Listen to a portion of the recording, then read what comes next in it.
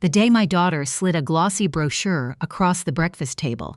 I was on my second cup of coffee, and I hadn't even finished my eggs. She'd chosen a Sunday morning for it. That detail has never left me. A Sunday morning, at my own kitchen table, in the house I've owned for 23 years. The house where I raised her and her brother. The house where I planted the rose bushes along the back fence that still bloom every April without being asked to. She sat across from me in the chair her father used to sit in, and she set that brochure down like she was proud of it, like she'd done something thoughtful.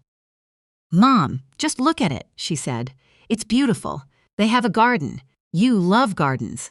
I looked at the brochure. Sunrise Pines Senior Living. The cover had a photograph of a white-haired woman in a cardigan sitting next to a window with soft afternoon light coming through.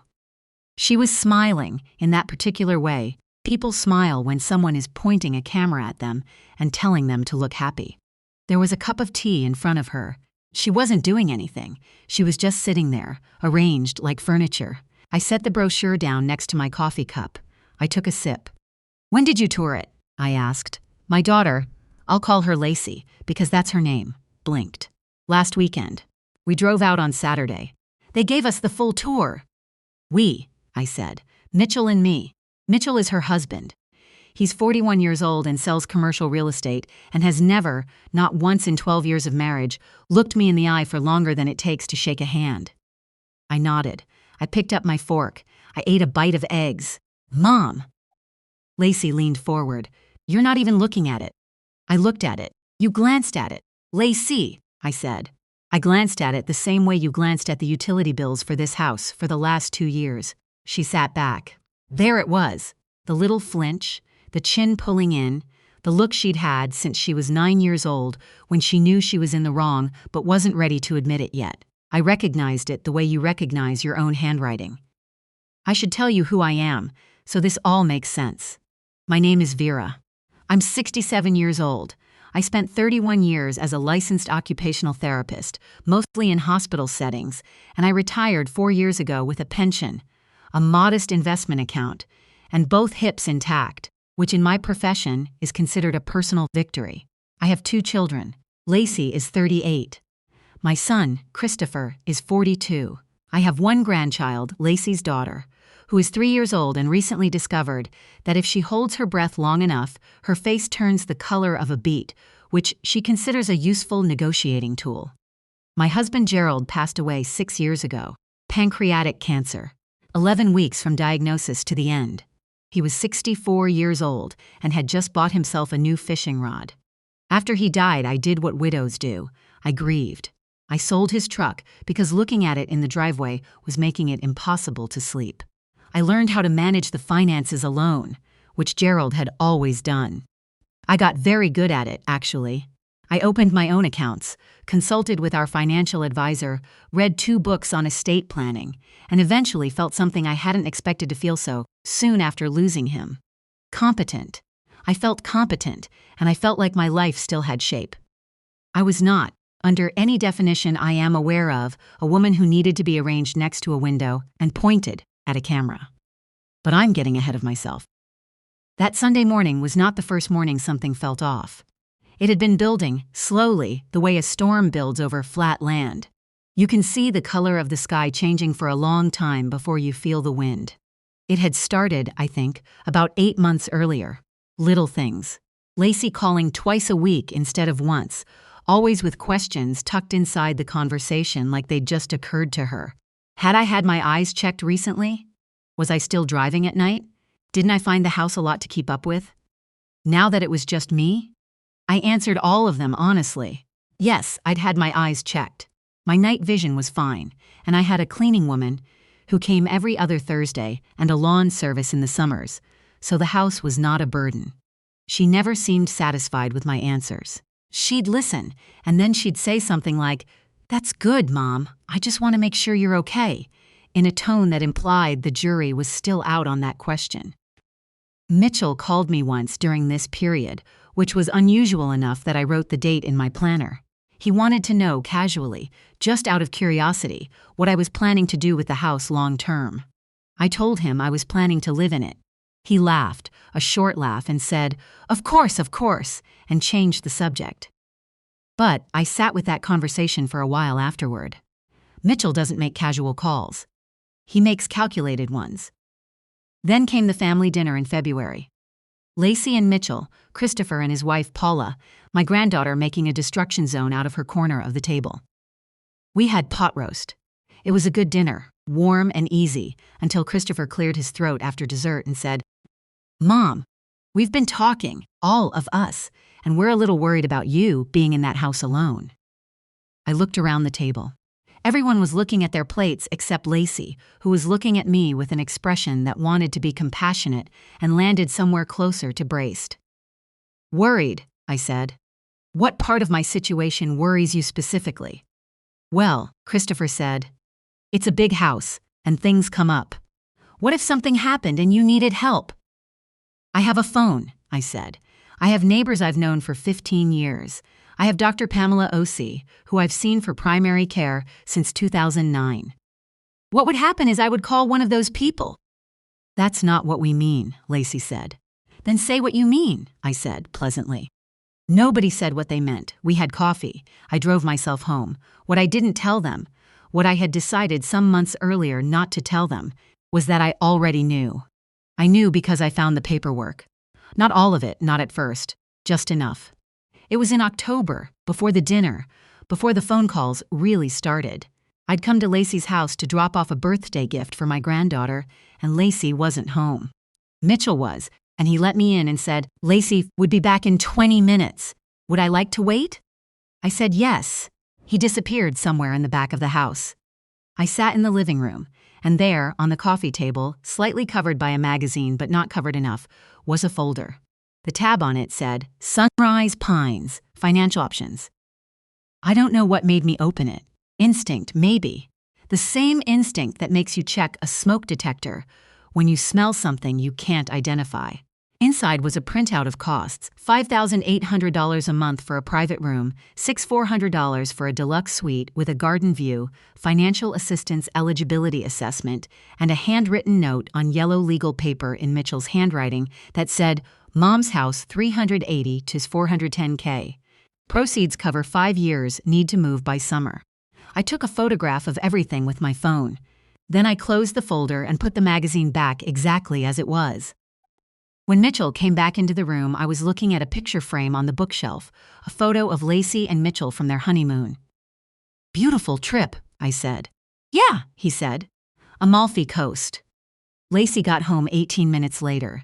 We had tea. I held my granddaughter on my lap and read her a board book about a caterpillar. I kissed everyone goodbye and drove home. That night, I sat at my kitchen table for a long time. I was not panicked. I want to be clear about that. I have worked in healthcare for over 3 decades. I have watched people navigate crisis, and I have watched people crumble under it, and the difference is almost never intelligence or strength. The difference is almost always time. The people who survive are the ones who use the quiet period, the window between when something starts happening and when it becomes undeniable, to make decisions while they still can. I had a window, and I was going to use it. The first call I made was to Harriet, my oldest friend, who has been a paralegal for 27 years and understands more about estate and elder law than most lawyers I've met. I told her what I'd found. She was quiet for a long moment. Vera, she said, you need a meeting with your estate attorney. This week. I already had one scheduled for the following Tuesday. Over the next 3 months, I took a series of steps. I want to describe them carefully. Not because I'm proud of the strategy, but because I think anyone in a similar position deserves to know that options exist. First, I met with my attorney, a woman in her 50s who I'd worked with when Gerald passed and who does not waste time. I told her what I'd found, what I suspected, and what I wanted to protect. She reviewed my existing will and trust documents. We updated them. The house went into a revocable living trust with a named successor trustee who was not either of my children. The attorney herself, as a professional, with the understanding that she would consult with my wishes and the wishes of a small advisory group I identified. It cost me several $100s in legal fees. I considered it the best money I had spent in years. Second, I placed a title lock on my home through the county. It's a free service, and it means that any attempt to file a document against my property sends me a direct notification. I want you to write that down if you own property. Title monitoring, county recorder's office, free.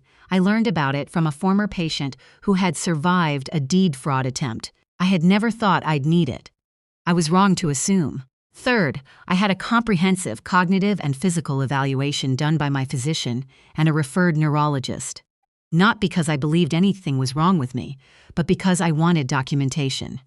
The evaluation found, as I expected, nothing of concern. I received a written summary.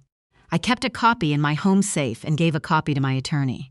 Fourth, and this part took the longest, I got my finances in order in a way that was airtight.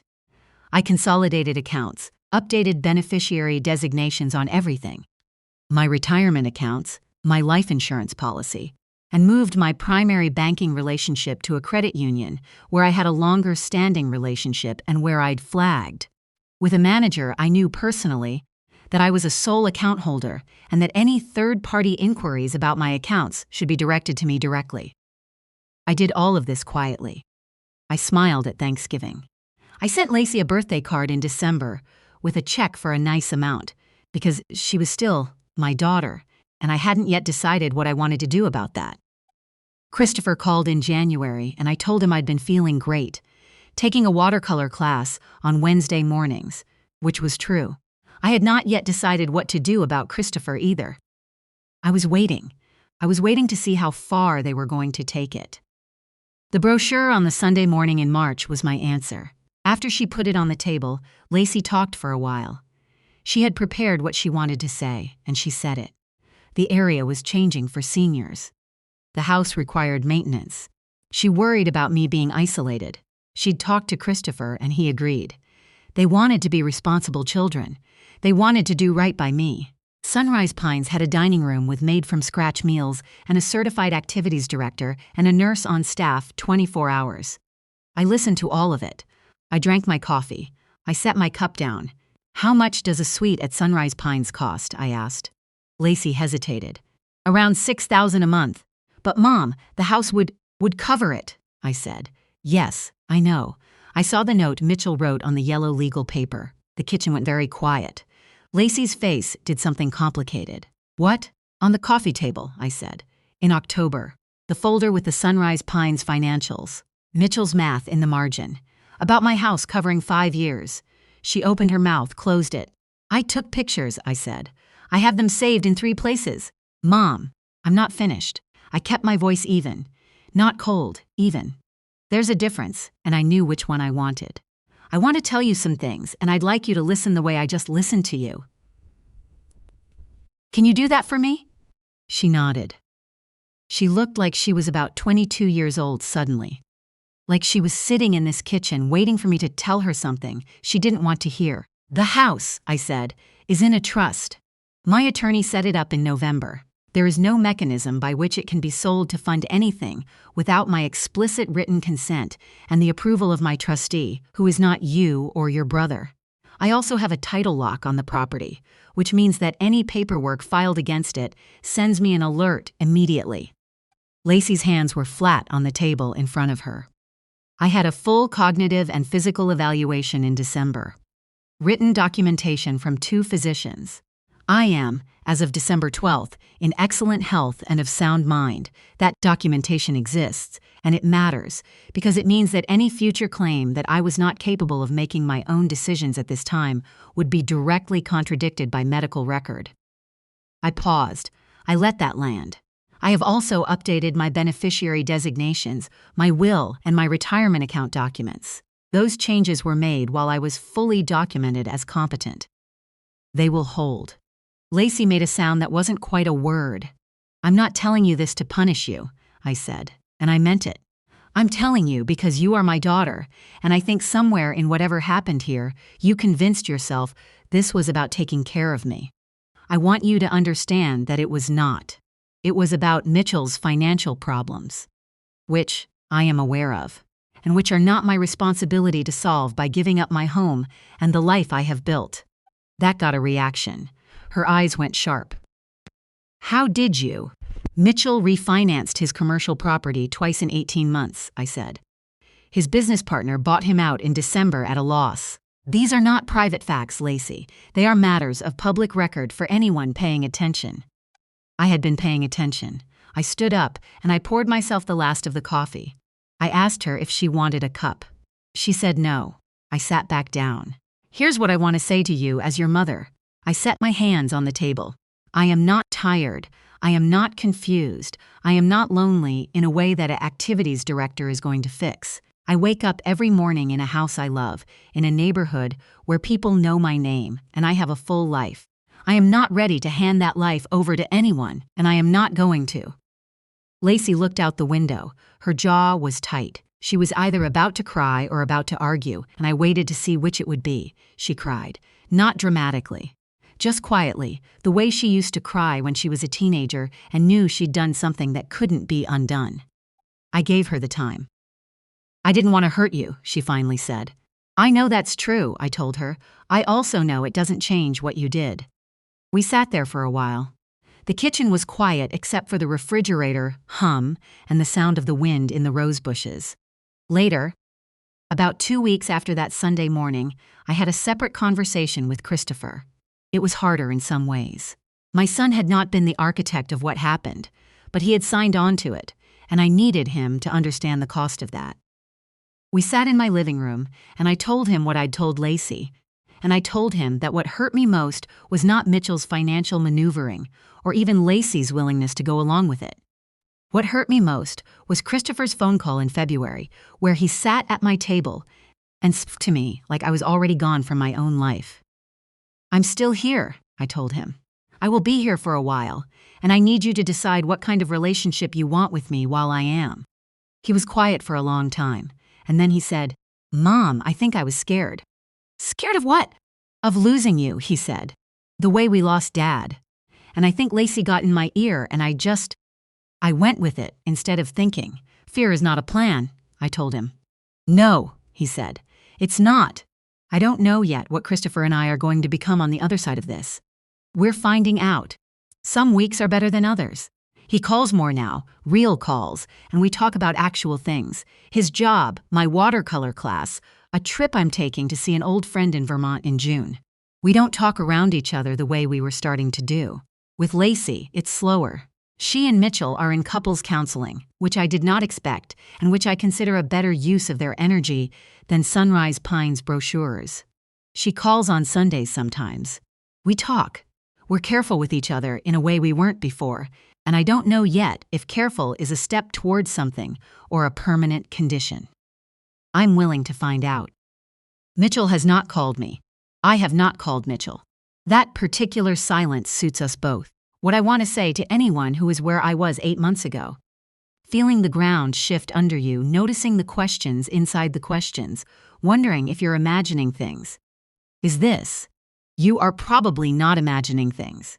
And the time to act is the quiet time. Before the brochure on the table. Before the family dinner. Before the paperwork appears somewhere you're not supposed to see it. The time to act is when you still have full choice and full voice, because that is also the time when everything you do is unassailable. Get an attorney. Update your documents. Place a title lock on your property if you own one. Go to your county recorder's website tonight. Have a cognitive evaluation not because you're failing, but because documentation is armor. Know your accounts, know your beneficiaries. Know exactly what you own and where it is and who can touch it. And keep living. That part is also important. Keep taking the watercolor class. Keep tending the rose bushes. Keep having breakfast in your own kitchen on Sunday mornings with the light coming through the window and the coffee the way you like it. That window belongs to you. Don't let anyone rearrange you in it.